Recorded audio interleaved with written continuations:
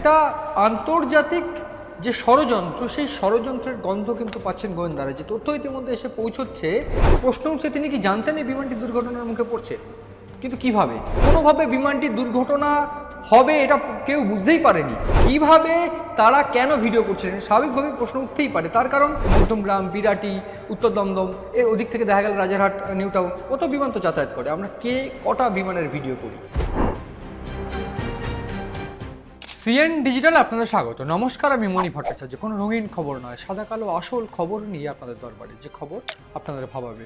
ঠিক এইরকম একটা খবর নিয়ে আজ আমি এই অনুষ্ঠানে, আমরা এই আহমেদাবাদের বিমান দুর্ঘটনায় ইতিমধ্যেই শোকস্তব্ধ, এবং এই দুর্ঘটনার পিছনে প্রাথমিক কি কারণ, সেই কারণ কিন্তু আস্তে আস্তে উঠে আসছে। প্রাথমিকভাবে মনে করা হয়েছিল যে বিমান দুর্ঘটনার পিছনে একটা গাছে ধাক্কা লাগে এবং গাছে ধাক্কা লেগে এই দুর্ঘটনা হতে পারে বলে মনে করা হয়েছিল। কিন্তু তারপরে মনে করা হলো যে বিমানের ডাবল ইঞ্জিন ফেলিওর হতে পারে, এবং এই বিমানের ডাবল ইঞ্জিন ফেলিওরের পিছনে কারণ হতে পারে কোনো বার্ড স্ট্রাইক বা কোনো রকমভাবে যদি টেকনিক্যাল সমস্যা হয় সেক্ষেত্রে এটা হতে পারে।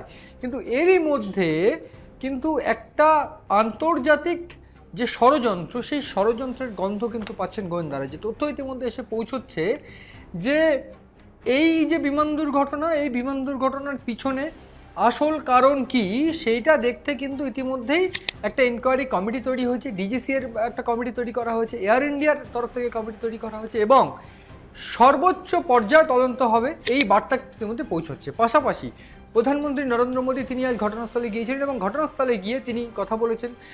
তিনি 20 মিনিট ঘটনাস্থলে কাটিয়েছেন, পরিবারের বিভিন্ন যারা স্বজনহারা পরিবার তাদের সঙ্গে কথা বলেছেন। এমনকি এই 242 জন যারা যাত্রী ছিলেন তাদের মধ্যে একজন যাত্রী বেঁচেও গিয়েছেন, এবং তিনি ইতিমধ্যে হাসপাতালে ভর্তি আছেন, এবং তার সঙ্গেও কিন্তু কথা বলেছেন। এই পরিস্থিতিতে মুখ্যমন্ত্রী মমতা বন্দ্যোপাধ্যায় এবং অভিষেক বন্দ্যোপাধ্যায় সহ যারা বিভিন্ন বিরোধী দলের নেতারা রয়েছে তারা কিন্তু সর্বোচ্চ পর্যায়ের যে তদন্ত, সেই তদন্তের কথা বলেছে। এবং ইতিমধ্যে প্রধানমন্ত্রী নরেন্দ্র মোদী তিনি এই যে ঘটনা, এই ঘটনাকে নিয়ে সর্বোচ্চ পর্যায়ের বৈঠক করছেন, এবং যে তদন্ত যে হবে সেই বিষয়ে কিন্তু তিনি একটা স্পষ্ট বার্তা ইতিমধ্যে পাওয়া যাচ্ছে। এই পরিস্থিতিতে যে আশঙ্কা ইতিমধ্যে গোয়েন্দারা করতে শুরু করেছে সেটা যথেষ্ট চিন্তার এবং উদ্বিগ্নের। কারণ একেবারে তথ্য দিয়ে আমি বলতে চাইব যে 2022 সালের 21শে নভেম্বর একটি সংস্থাকে গোটা দেশের বিভিন্ন গুরুত্বপূর্ণ 9টি বিমানবন্দরের রক্ষণাবেক্ষণ সহ দেখভাল এবং গ্রাউন্ড স্টাফ বা সিকিউরিটির একেবারে ইন্টারনাল সিকিউরিটির দায়িত্ব দেওয়া হয়। এবং এই সংস্থার নাম আমি বলতে চাইব, এবং তার আগে আমি বলতে চাইবো যে কোন কোন যে বিমানবন্দর, যে বিমানবন্দরগুলির কিন্তু এই রক্ষণাবেক্ষণ দেখভাল বা সিকিউরিটির দায়িত্বে এই সংস্থা ছিল। এবং এই যে সংস্থার নাম উঠে আসছে দিল্লি, বেঙ্গালুরু, হায়দ্রাবাদ, চেন্নাই এবং আহমেদাবাদ যে বিমানবন্দর থেকে এই দুর্ঘটনাটি ঘটে, গোয়া, কোচি এবং কান্নুর সহ 9টি বিমানবন্দরে মোট এই সংস্থা কিন্তু কাজ করছিল। এবং এই সংস্থার নাম প্রাথমিকভাবে যে তথ্য এসে পৌঁছচ্ছে সেলেব এভিয়েশন, এবং এই সেলেব এভিয়েশন কিন্তু তথ্য এসে পৌঁছচ্ছে যেটা এই কোম্পানি কিন্তু তুরস্কের একটি কোম্পানি। এবং আমি নাম করে বলতে চাইবো যে এই তুরস্কের যে কোম্পানি গোটা বিশ্বের বিভিন্ন 3টি উপমহাদেশের 6টি দেশের 70টি বিমানবন্দরে কাজ করে, এবং সেই কোম্পানির কিন্তু ভারতবর্ষের এই 9টি যে বিমানবন্দরের রক্ষণাবেক্ষণের কাজ তারা করছিল, এবং শুধু রক্ষণাবেক্ষণ নয়, সিকিউরিটি বা গ্রাউন্ড স্টাফের যে দেখভাল বা যে কাজ তারা করছিল সেই কাজ করার জন্য দুটো ভাগ কিন্তু তারা করে নিয়েছিল। এবং এই যে সেলেবি এভিয়েশন, এই সেলেবি এভিয়েশন হোল্ডিং, এরা কিন্তু তুরস্কের প্রথম বেসরকারি মালিকাধীন একটা গ্রাউন্ড হ্যান্ডেলিং সংস্থা, যারা কিন্তু এই বিমানবন্দর সংক্রান্ত এই কাজকর্মগুলো করে এবং বিমানবন্দরের বিভিন্ন কর্মকাণ্ড তারা কিন্তু সামলাতো। এবং এই 1958 সালের পর থেকে হঠাৎ করে তারা বিভিন্ন পরিষেবা, অর্থাৎ এই গ্রাউন্ড স্টাফ বা সিকিউরিটি স্টাফ বা র্যাম্প স্টাফ যেগুলো, সেই কাজকর্ম কিন্তু তারা চালাতে থাকে। এবং এই ঘটনায় ইতিমধ্যেই কিন্তু একটা প্রশ্নচিহ্ন জাগতে শুরু করেছে গোয়েন্দাদের মধ্যে, যে এই তুরস্কের যারা এই সেলেবি এভিয়েশন তারা কিন্তু দেখভালের দায়িত্ব ছিল, কিন্তু যেই জায়গায় টুইস্ট বা যেই জায়গায় আশঙ্কার মেঘ চড়তে শুরু করেছে গোয়েন্দাদের, তার কারণ মে মাসে ভারত পাকিস্তান যে যুদ্ধ চলছিল, এক প্রকার যে টানাপোড়েন চলছিল এপ্রিল মে মাসে, এই টানাপোড়েনের মধ্যে সবথেকে গুরুত্বপূর্ণ তুরস্কের একটা ভূমিকা দেখা গিয়েছিল। এবং যে ভূমিকার পর এই যে সেলেব এভিয়েশন, এই সেলেব এভিয়েশনের কিন্তু ছাড়পত্র বাতিল করে। এবং এইখানে বেশ কিছু আশঙ্কার মেয়ে কিছু চিত্র কিছু ভিডিও উঠে এসেছে এবং সেইগুলো ইতিমধ্যে গোয়েন্দাদের নজরে এসেছে। প্রশ্ন হচ্ছে যে পাকিস্তানের সঙ্গে যখন ভারতের টানাপোড়েন বা যুদ্ধ চলছে এই কাশ্মীর সমস্যা বা এই কাশ্মীরের বৈষম্য ভ্যালির ঘটনাকে নিয়ে, তখন কিন্তু বেসিক্যালি তুরস্ক তারা কিন্তু যে তথ্য এসে পৌঁছচ্ছিল ভারতের কাছে যে তারা কিন্তু কোনোভাবে মরাল সাপোর্ট কিন্তু পাকিস্তানকে দিচ্ছে এবং সেনাও কিন্তু মোতায়েন করেছে পাকিস্তানে, এই তুরস্ক সেনা পাঠিয়েছে এরকম তথ্য এসে পৌঁছেছিল। ঠিক সেই সময় মে মাসে তুরস্কের সঙ্গে কিছু ব্যবসা বাণিজ্য বন্ধের পাশাপাশি এই সেলেব অ্যাভিয়েশনের যে ছাড়পত্র সেই ছাড়পত্র বা লাইসেন্স কিন্তু বাতিল করে ভারত। তারপরে তুরস্কের সংস্থা কিন্তু কোনোভাবে বসে থাকেনি।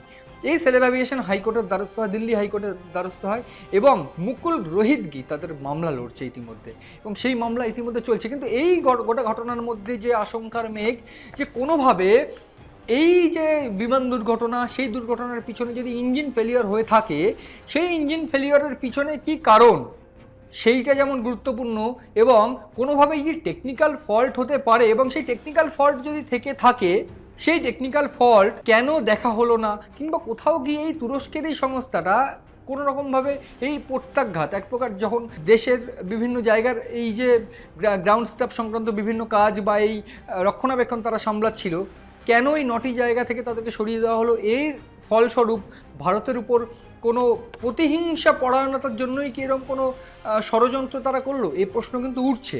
এই প্রশ্ন জনসাধারণ করছে এবং গোয়েন্দাদের এই যে আশঙ্কার মেঘ চড়তে শুরু করেছে তারা কিন্তু ইতিমধ্যে এটা নিয়ে তদন্ত কমিটি যারা বসিয়েছে ডিজিসিএ এবং ভারতের বিভিন্ন গোয়েন্দা সংস্থা তারা কিন্তু এই বিষয়ে তারা তদন্ত করে দেখছে। এবং যে তথ্য আমাদের কাছে এসে পৌঁছচ্ছে এই যে গ্রাউন্ড হ্যান্ডেলিং এবং এই যে কাজকর্মগুলো হ্যান্ডেল করার জন্য এই সেলেভি অ্যাভিয়েশন তারা কিন্তু দুটো কোম্পানি ভারতবর্ষে খুলেছিল। এই গ্রাউন্ড হ্যান্ডেলিং কর্মকাণ্ড পরিচালনার জন্য তারা খুলেছিল সেলেভি এয়ারপোর্ট সার্ভিসেস অফ ইন্ডিয়া এবং বিভিন্ন আন্তর্জাতিক বিমানবন্দরগুলোতে কার্গো পরিষেবার জন্য তারা খুলেছিল সেলেভি দিল্লি কার্গো টার্মিনাল, এই ম্যানেজমেন্ট অফ ইন্ডিয়া। এবং এই যে দুটো কোম্পানি, এই দুটো কোম্পানি সেলেভি অ্যাভিয়েশনের মাধ্যমেই কিন্তু তারা কাজ করছিল এবং এই দুটো কোম্পানি কিন্তু দেখভাল করতো এই 9টি বিমানবন্দর যার নাম আমি বলছি এবং যার মধ্যে উল্লেখযোগ্যভাবে এই আহমেদাবাদও কিন্তু রয়েছে। এবং সবথেকে গুরুত্বপূর্ণ বিষয় একটা ভিডিও ইতিমধ্যে ভাইরাল হয়েছে, যে ভিডিওতে দেখা যাচ্ছে যে একজন ব্যক্তি তিনি ভিডিও করছেন এবং যে ভিডিও আমরা দেখেছি ইতিমধ্যে যে বিস্ফোরণের ভিডিও ইতিমধ্যে সমস্ত সমাজ মাধ্যম সমস্ত চ্যানেলেও সেই ভিডিও আমরা দেখেছি, আপনারাও নিশ্চয়ই দেখেছেন। এবং এই যে ভিডিও সেই ভিডিও যিনি করছেন প্রশ্ন উঠছে তিনি কি জানতেন এই বিমানটি দুর্ঘটনার মুখে পড়ছে, কিন্তু কিভাবে, যে তথ্য আমাদের কাছে এসে পৌঁছচ্ছে ইতিমধ্যে, যে তথ্য আপনারাও দেখেছেন যে কোনোভাবে বিমানটি দুর্ঘটনা হবে এটা কেউ বুঝতেই পারেনি। বিমানটি টেক অফ করার পর সিসিটিভি ফুটেজ আমার কাছে এসে পৌঁছেছে এবং বিমানটি টেক অফ করার একেবারে কিছু সেকেন্ডের মধ্যেই কিন্তু দুর্ঘটনাটি ঘটে যায় এবং মেডে কল ডেফিনেটলি করেছিল। এই দুটি পাইলট একজনের 8,500 ঘন্টা এক্সপিরিয়েন্স আছে এবং একজনের 1200 ঘন্টা প্রায় এক্সপিরিয়েন্স আছে বিমান চালানোর ক্ষেত্রে। এবং এই বিমান চালানোর ক্ষেত্রে এই যে এক্সপিরিয়েন্স সেটা কিন্তু একটা ছোটো এক্সপিরিয়েন্স নয় এবং এত বেশি এক্সপিরিয়েন্স যেহেতু তাদের ছিল তারা স্বাভাবিকভাবেই মেডে কল করেছিল, কোনো কিছু বুঝে ওঠার আগেই শেষ হয়ে গিয়েছিল।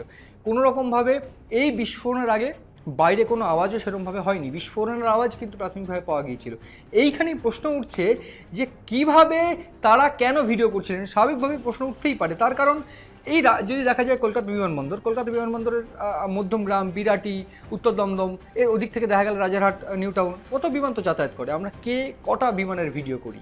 এই প্রশ্ন উঠছে যে কেন এই ভিডিও তারা করছিলেন এবং এই ভিডিও করার পিছনে উদ্দেশ্য কী ছিল। এই একটা জায়গা যেমন উঠছে, পাশাপাশি এই তুরস্কের যে কোম্পানি সেলেভ অ্যাভিয়েশন তাদের কোনো ষড়যন্ত্র আছে কি না এটাও কিন্তু সবথেকে গুরুত্বপূর্ণ বিষয় এই মুহূর্তে। এবং আমি একটু তথ্য দিয়ে বলতে চাইব, বছরে 58,500-এর বেশি ফ্লাইট এবং 5,80,000 টনের বেশি কার্গো তারা পরিচালনা করতো এবং ভারতবর্ষে তাদের স্টাফ সংখ্যা ছিল 7,800, অর্থাৎ প্রায় 8,000 স্টাফ সেলেভ অ্যাভিয়েশনের ছিল। এটা সবথেকে গুরুত্বপূর্ণ যে এতগুলো স্টাফ ছিল, সেক্ষেত্রে কোনো স্টাফকে দিয়ে কোনো রকম ষড়যন্ত্র করানো কিন্তু খুব একটা বড় কিছু নয় এই এত বড় একটা কোম্পানির ক্ষেত্রে, যেখানে ভারত পাকিস্তান টানাপোড়েনে পাকিস্তানকে একেবারে সমুচিত জবাব দেওয়া হয়েছে, এবং এই যে জবাব পাকিস্তানকে দেওয়ার পর রীতিমতো পাকিস্তানের গোটা বিশ্বে মুখ পুড়েছে, এবং সেইখানে পাকিস্তান অন্য একটা ষড়যন্ত্র করবে, এটাই তো স্বাভাবিক। সেই জন্যই তুরস্কের সঙ্গে এই আতাত কোনোভাবে এই প্রশ্ন, এই যে চিন্তাভাবনা, এই প্রশ্নও কিন্তু কোনোভাবে এড়িয়ে যাচ্ছেন না গোয়েন্দারা।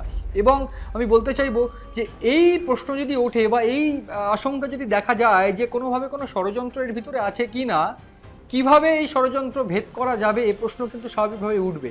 এই যে সেলেব অ্যাভিয়েশন, এরা যেরকম 7,800 কর্মী নিয়ে কাজ করতো, তাছাড়াও একটা টেকনিক্যাল ব্যবস্থা রয়েছে গোটা বিশ্বে বিমান পরিচালনার ক্ষেত্রে।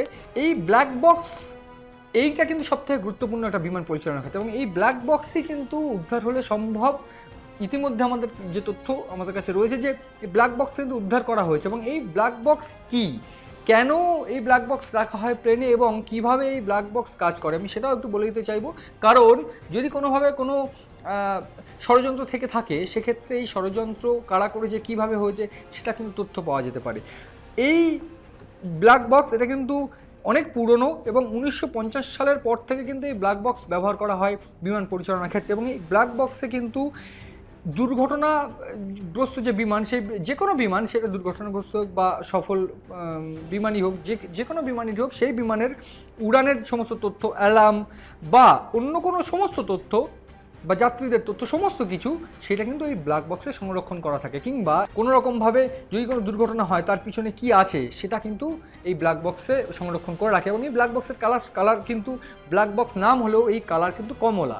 এবং ইতিমধ্যেই যে তথ্য এসে পৌঁছচ্ছে যে এই ব্ল্যাক বক্সও কিন্তু এই ঘটনায় উদ্ধার করা গিয়েছে, এবং যে বিমানটা ইতিমধ্যেই দুর্ঘটনা কবলে পড়েছে, এবং যে বিমানটা কিন্তু অন্যতম একটা বিশিষ্ট পরিষেবা প্রদানকারী বিমান, এবং সব থেকে উন্নত, এক প্রকার উন্নত আমেরিকার একটা তৈরি বিমান, এবং সব থেকে উন্নত অন্যরকম পদ্ধতিতে এবং বেস্ট যে ফিচার এই বিমানে কিন্তু রয়েছে। এবং সব থেকে গুরুত্বপূর্ণ কথা যেটা আমি বলছিলাম যে ব্ল্যাক বক্স দুটো, একটা সিভিআর এবং একটা এফডিআর, এবং সিভিআর অর্থাৎ ককপিট ভয়েস রেকর্ডার, অপরটা কিন্তু ফ্লাইট ডাটা রেকর্ডার। এই ফ্লাইট ডাটা রেকর্ডার এবং ককপিট ভয়েস রেকর্ডার, এই দুটো কিন্তু যদি পাওয়া যায়, সেক্ষেত্রে পাওয়া যাবে যে কীভাবে ফ্লাইট ডাটা রেকর্ডার, যেটা কোনোভাবে টেকনিক্যাল কোনো ফল্ট আছে কিনা, এই সমস্ত কিছু পাওয়া যাবে। এবং এই গোটা ঘটনায় কোনো ষড়যন্ত্র রয়েছে কিনা, টেকনিক্যাল ফল্ট আছে কিনা, এই গোটা ঘটনায় কিন্তু পরিষ্কার হয়ে যাবে।